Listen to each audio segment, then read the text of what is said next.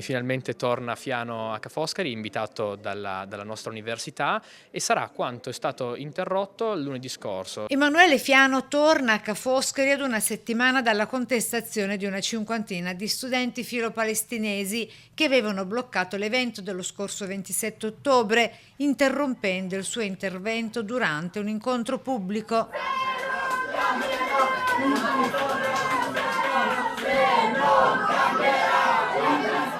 A scortarlo, di fatto, sarà la ministra dell'Università Anna Maria Bernini, presente per manifestare sostegno all'ex parlamentare dopo l'interruzione degli studenti Pro-Pal. Penso sia positivo la presenza della ministra, d'altronde che cos'altro poteva fare. La ministra non viene in quanto esponente politico a fare campagna elettorale, viene in quanto ministra, quindi istituzione.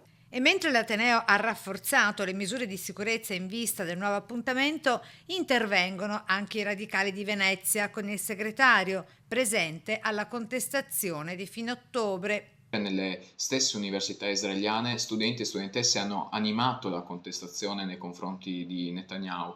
Io credo che chi ha interrotto Fiano nella loro totale ignoranza dovrebbero apprendere molto dai loro colleghi universitari israeliani. I collettivi studenteschi hanno già annunciato una mobilitazione definita più determinata rispetto alla precedente. Sono state annunciate delle contromanifestazioni, quindi vedremo cosa queste persone faranno. La tensione nel campus resta alta. Da un lato la linea del governo che rivendica la libertà di parola e condanna l'interruzione degli eventi accademici, dall'altra i gruppi che accusano l'università di dare spazio a voci considerate unilaterali sul conflitto in Medio Oriente. Io penso sia giusto e legittimo manifestare, esattamente come è giusto e legittimo poter fare una conferenza insieme con l'onorevole Fiano. Noi siamo quelli della libertà e della democrazia, gli altri sono quelli della censura che vogliono impedire a qualcun altro di parlare.